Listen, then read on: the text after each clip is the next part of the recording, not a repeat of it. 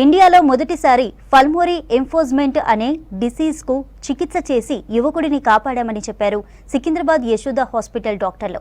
ఊపిరితిత్తుల్లోకి వెళ్లే పల్మోరీ ఆర్టిస్ట్లో రక్తం బ్లాక్ అయితే మనిషి ప్రాణం పోయే ప్రమాదం ఉందని తెలిపారు. అలాంటి పల్మోరీ వ్యాధికి మొదటిసారి యశోద హాస్పిటల్లో ట్రీట్మెంట్ చేసి యువకుడిని సేవ్ చేశామని వివరించారు యశోద హాస్పిటల్ డాక్టర్లు.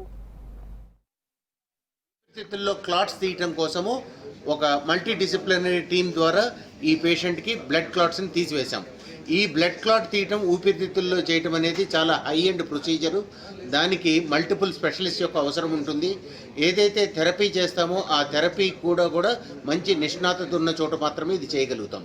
ఎప్పుడైతే మనం లార్జ్ క్యాథెటర్స్ని పెట్టి ఊపిరితిత్తుల్లో ఉండే బ్లడ్ క్లాట్కి గుండెల్లో ఉండే బ్లడ్ క్లాట్కి చాలా వ్యత్యాసం ఉంటుంది. చాలా పెద్ద క్లాట్స్ ఉంటాయి. అలాంటి క్లాట్స్ తీసేటప్పుడు ఒక్కొక్కసారి ఆ మనిషికి ఎక్మో అనే సపోర్ట్ కూడా పెడతాము. మేము చేసే పేషెంట్స్లో సుమారుగా ఒక 30% మందిలో ఈ ఎక్మో సపోర్ట్ ద్వారా చేస్తాం. ఈ ఇనారీ క్యాథెటర్ అనేది ప్రధానంగా మనం ఎందుకని చెప్తున్నానికి భారతదేశంలో మొట్టమొదటిసారి చేశాము.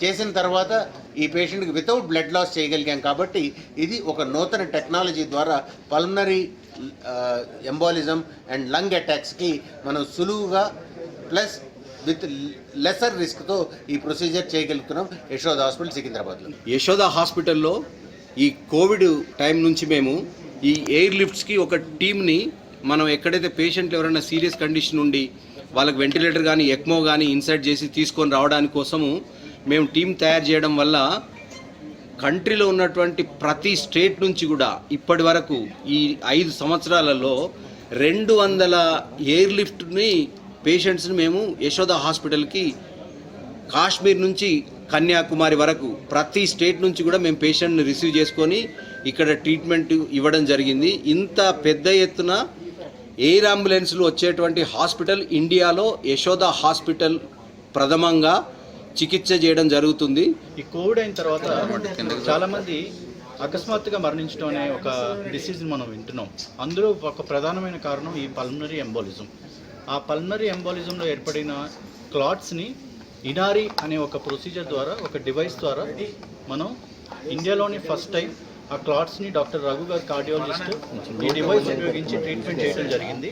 దాన్ని మెకానికల్ థ్రాంబెక్టమీ అంటారు. ఈ డివైస్ ద్వారా చేశాం కాబట్టి పేషెంట్స్కి ఇమీడియట్గా రిలీఫ్ వచ్చి పేషెంట్ అనేది రికవరీ అవడం జరుగుతుంది. Yashoda hospital Secunderabad advanced lung and heart failure సెంటర్గా రికగ్నైజ్ అవటం వల్ల ఏంటి అంటే ఎవరైనా పేషెంట్స్కి ఊపిరితిత్తుల మార్పిడి చికిత్స కానీ, సడన్గా ఏదైనా ఊపిరితిత్తుల డ్యామేజ్ జరగటం కానీ, ఈ వైరల్ న్యూమోనియా సీజన్ వల్ల దానికి కూడా ఇక్కడ ఊపిరితిత్తుల మార్పిడి చికిత్స, లంగ్ ట్రాన్స్ప్లాంటేషన్ అవి కూడా చేస్తూ ఉంటాం.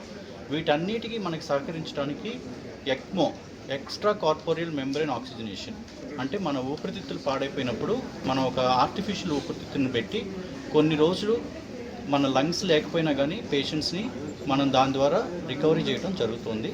ఎప్పుడైతే అవైలబిలిటీ వస్తుందో వాళ్ళకి కొత్త ఊపిరితిత్తుల మార్పిడి చికిత్స కూడా జరుగుతుంది.